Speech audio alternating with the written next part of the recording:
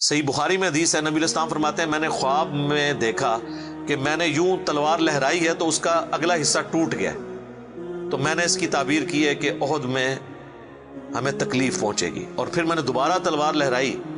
تو وہ اپنی اصلی حالت میں واپس آ گئی، تو اس کی تعبیر میں نے کی ہے کہ اس تکلیف کے بعد پھر اللہ تعالیٰ ہمیں راحت دے دے گا۔ ظاہر ہے کہ پھر الٹیمیٹلی شکست جو ہے وہ فتح شکست میں بدلی، اور پھر شکست سے دوبارہ سے سروائیول تو کم از کم ہوگی، اگرچہ کئی انصاری اصحاب جو ہیں وہ شہید ہوئے، مدینے کا کوئی گھر نہیں بچا تھا جس میں میت نہ ہو، ایک غم کا عالم تو تھا۔ مہاجرین میں سے بھی حضرت حمزہ بن عبد المطلب، ان کا غم ہی رسول اللہ کے لیے بہت بڑا تھا، وہ آپ کے بھائیوں کی جگہ بھی تھے اور چچا بھی تھے، دودھ پیتے، رضاعت کا رشتہ بھی تھا ان سے، بھائی والا بھی، آرمی چیف بھی تھے، بدر میں بھی احد کے اندر بھی، تو حضور کے لیے وہ بھی غم بہت تھا۔ حضرت حمزہ بن عبد المطلب کا غم اتنا بڑا غم تھا کہ صحیح بخاری میں ایک پورا چیپٹر ہے غزوہ احد کے چیپٹر کے اندر نا، اس کا عنوان ہی ہے حضرت حمزہ بن عبد المطلب کی شہادت، اور اس میں وہ لمبی حدیث ہے واشی کے بارے میں۔ دو تابعین جو ہے وہ واشی کو ملنے کے لیے جاتے ہیں، وہ شام میں شفٹ ہو چکے ہوتے ہیں، اور ان سے جا کے حضرت حمزہ کا قتل کے بارے میں پوچھتے ہیں، تو واشی بتاتے ہیں کہ جی میری یعنی ڈیوٹی لگائی گئی تھی جبیر بن مطعم کی طرف سے۔ خیر وہ جبیر بن مطعم بعد میں وہ بھی مسلمان ہو گئے، وہ بھی صحابی ہیں، اور ہند جو بیوی تھی ابو سفیان کی، اس نے اپنے باپ کا بھائیوں کا بدلہ لینا تھا، تو وہ کہتے ہیں میں ایک پتھر کے پیچھے چھپ گیا اور میں انتظار میں رہا کہ میں موقع ملتے ہی سامنے آ کے وہ نہیں لڑا، اس نے چھپ کے جو ہے نا وہ نیزے کا وار کیا، اور وہ کہتے ہیں ناف والی جگہ پہ میں نے نیزہ مارا اور وہ آر پار ہو گیا، اس کی وجہ سے حضرت حمزہ کی ڈیتھ ہو گئی۔ اور پھر کہتے ہیں میں جب مسلمانوں کو اللہ نے غلبہ دیا تو میں مکہ بھی چھوڑ کے یعنی فتح مکہ کے بعد طائف چلا گیا، طائف میں میں نے سکونت اختیار کر لی، تو بالآخر طائف میں بھی اسلام پہنچ گیا، وہاں کے قبائل نے بھی اسلام قبول کر لیا، چاروں ناچار میرے پاس کوئی حل نہیں تھا، تو مجھے میرے ساتھیوں نے کہا کہ رسول اللہ معاف کرنے والے ہیں، تم حضور کے سامنے پیش ہو، اللہ تعالیٰ تمہاری غلطی معاف کر دے گا، تو میں بھی ان لوگوں کے ساتھ چلا گیا۔ اب وہ نبی علیہ السلام کے سامنے پیش ہوئے، صحیح بخاری کے الفاظ ہیں کہ نبی علیہ السلام نے پوچھا واشی کہ یا رسول اللہ واشی ہوں، قاتل حمزہ کہ یا رسول اللہ۔ آپ امیجن کریں، آپ فرمایا کہ واشی تیرا جو یہ عذر ہے میں اس اعتبار سے اسلام قبول کرتا ہوں، لیکن کیا تم یہ کر سکتے ہو کہ مجھے اپنی شکل دوبارہ نہیں دکھانی؟ اچھا یہ حضور کا ہی حوصلہ تھا، ادروائز تو اس کا گاٹا اترنا چاہیے تھا، ٹھیک ہے، کیونکہ اب جب کہ غلبہ اسلام کا ہو گیا اس کے بعد اسلام قبول کرنا، لیکن حضور کی شفقت تھی۔ لوگ اگلے جملے کو تو دیکھتے ہیں کہ حضور نے کہا مجھے شکل نہیں دکھانی، اور وہ یعنی سمجھتے ہیں کہ شاید حضور نے سختی کی ہے یا ایک فنیٹک اپروچ ہے، ایسا نہیں ہے۔ آپ دیکھیں کسی کی جان بخشی ہو گئی ہے، یہ چھوٹی بات ہے۔ تو اس پہ میں اکثر جملہ بولا کرتا ہوں کہ چچا سے زیادہ انسان کو اپنی اولاد سے محبت ہوتی ہے۔ قاتلین حسین جو ہیں، قاتلین حسن ہیں، ان کے ساتھ قیامت کے دن رسول اللہ کا کیا ایٹیچیوڈ ہوگا ایز کمپیئر ٹو قاتلین حمزہ ابن عبد المطلب۔ کوئی شخص دنیا میں کہہ سکتا ہے کہ جی مجھے اپنے چچا سے اپنی اولاد سے بھی بڑھ کے محبت ہے، تو اس کا تو ذہنی توازن بگڑا ہو تو لادہ بات ہے، یا جھوٹ بول رہا ہوگا۔ تو یہ کربلا جو ہے یہ کوئی چھوٹی چیز نہیں میرے بھائیوں، اور اس سے یہ بھی پتہ چلا کہ غم کبھی بھی ہلکا نہیں ہوتا۔ فتح مکہ کے بھی بعد کی یہ بات ہے، یعنی حضرت حمزہ کی شہادت کو کم از کم 5 سال تو گزر چکے تھے۔ 3 ہجری میں غزوہ احد ہوئی ہے اور 8 ہجری میں فتح مکہ، اس کے بھی بعد کا واقعہ ہے، یہ 8 کا بھی ہو سکتا ہے 9 کا بھی، چلو کم از کم بھی 5 سال۔ کسی نے حضور کو مشورہ نہیں دیا کہ سوگ تو 3 دن تک ہوتا ہے، لیکن یہ سوگ حمزہ نہیں تھا،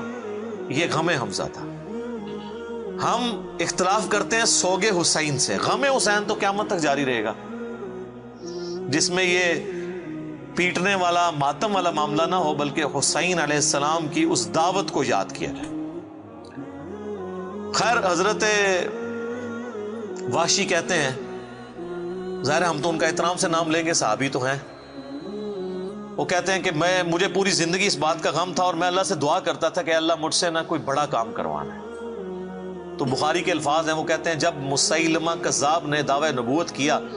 تو میں نے اللہ سے دعا مانگی کہ اللہ میں نے اسلام کے سب سے بہترین شخص کو قتل کیا تھا، یعنی حمزہ کو،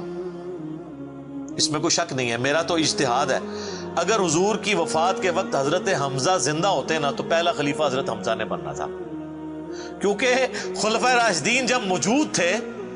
جب تک خلیفہ راشد نہیں وہ بنے تھے ابو بکر، عمر، عثمان و علی، ان کی موجودگی میں بھی حضور نے اپنا آرمی چیف حضرت حمزہ کو بنایا ہوا تھا۔ بدر میں حضرت ابو بکر، عمر، عثمان و علی میں سے تو کوئی نہیں تھا حضور کی طرف سے آرمی چیف، یا حضور ظاہر ہے حضور علیہ السلام کو تو میدان جنگ میں وہ نہیں آنے دیتے تھے، خیمہ پیچھے لگاتے تھے۔ احد میں تو چونکہ کافر آپ کے خیمے تک پہنچ گئے نا، اس لیے پھر آپ کو فرنٹ سے لیڈ کرنا پڑا، ادروائز بدر و احد میں آپ خود آگے جا کے نہیں لڑے۔ اور حنین کے موقع پر بھی 12,000 کا لشکر تھا اور صرف 80 بندے رہ گئے تھے، صحیح بخاری میں آتا ہے 12,000 میں سے، اور حضور اکیلے آگے جا رہے ہیں۔ اور پھر آپ کی دلیری کی وجہ سے آپ نے، بخاری کے الفاظ ہیں، آپ نے زمین سے یوں مٹھی بھری مٹی کی اور یوں کافروں کی طرف بھیجی، اور قرآن میں اس کا ذکر ہے وَمَا رَمَيْتَ إِذْ رَمَيْتَ وَلَكِنَّ اللَّهَ رَمَىٰ، اے نبی جب تم نے وہ کنکریاں پھینکی تھی وہ تم نے تو نہیں پھینکی تھی، وہ تو اللہ نے پھینکی تھی، بس وہ مبارک ہاتھوں کی برکت تھی۔ جب آپ نے یوں مٹی پھینکی تو سامنے جو قبیلہ حوازن کے لوگ جن کے تیروں کا مقابلہ کوئی نہیں کر سکتا تھا، ہر ایک کی آنکھ تک وہ کنکر پہنچا، اور وہ اندھے ہو گئے، اور حضور فرنٹ سے لیڈ کرتے ہوئے انا النبی لا کذب، میں نبی ہوں اس میں کوئی شک نہیں، میں عبد المطلب کا بیٹا ہوں اس میں کوئی شک نہیں، یہ آپ علیہ السلام یہ اشعار پڑھتے ہوئے آگے گئے۔ تو نبی صلی اللہ علیہ وآلہ وسلم کے لیے حمزہ ابن عبد المطلب کی بڑی اہمیت تھی۔ تو اب واشی کہتا ہے جب مسیلمہ کذاب نے دعوی نبوت کیا تو میں نے اللہ سے دعا مانگی۔ دیکھیں اللہ تعالیٰ سب کی دعائیں سننے والا ہے، اور میں نے کہا یا اللہ مجھے موقع دے، میں اسلام کے بہترین شخص کو میں نے قتل کیا ہے تو میں اسلام کے بدترین دشمن کو بھی میں ہی قتل کروں۔ دیکھیں اسلام کا بدترین دشمن وہی ہو سکتا ہے نا جس نے دعوی نبوت کیا ہو اور مسلمانوں کی جمعیت توڑ دی ہو اس وقت میں جب حضور کی ڈیتھ ہو چکی ہے، لیڈر جا چکا ہے، اور پیچھے مینجمنٹ کو کمزور کرنے والی بات ہے ہزاروں لوگوں کا مرتد ہو جانا۔ تو وہ کہتے ہیں کہ میں جب جنگ یمامہ کے لیے ندا کی گئی تو میں بھی اس لشکر میں شامل ہوا، اور میں نے اپنے وہی نیزہ جس سے حضرت حمزہ کو مارا تھا، سر عمر سیریز میں انہوں نے یہ سین فلمائے ہیں، وہ نکالا اور اللہ سے مانگا، اور کہتے ہیں میں نے دیکھا کہ وہ گھنگریالے بالوں والا جو ہے وہ اونٹ کی رنگت کا اس کا جسم وہ دیوار کے ساتھ ٹیک لگائے ہوئے کھڑا ہے، تو میں نے پوچھا کہ وہ مسیلمہ کذاب کون سا ہے، تو انہوں نے بتایا یہ ہے۔ انہوں نے دور سے اس کو مارا، ان کا نشانہ تو بڑا زبردست تھا، تو وہ مارا گیا اور گر پڑا زمین کے اوپر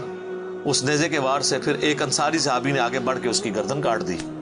تو پھر وہ کہتے تھے کہ مجھے اللہ سے امید ہے کہ اللہ تعالیٰ اس نیکی کی برکت سے میری وہ غلطی معاف کر دے گا۔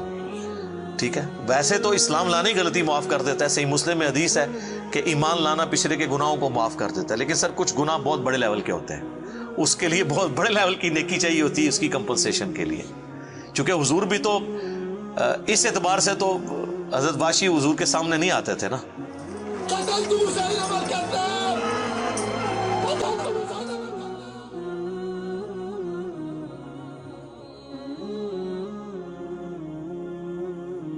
اور یہ کتنی بڑی ان کے لیے تکلیف دہ چیز تھی کہ جس نبی کا کلمہ پڑھا ہے وہ کہہ رہے ہیں مجھے شکل نہیں دکھانی۔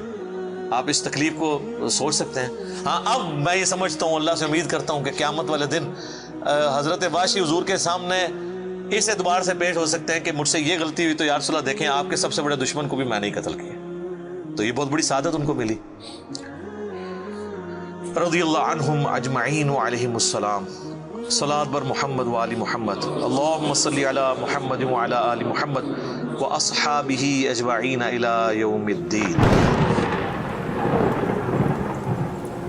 کاش میں دور پیمبر اٹھایا جاتا بخدا قدموں میں سرکار کے پایا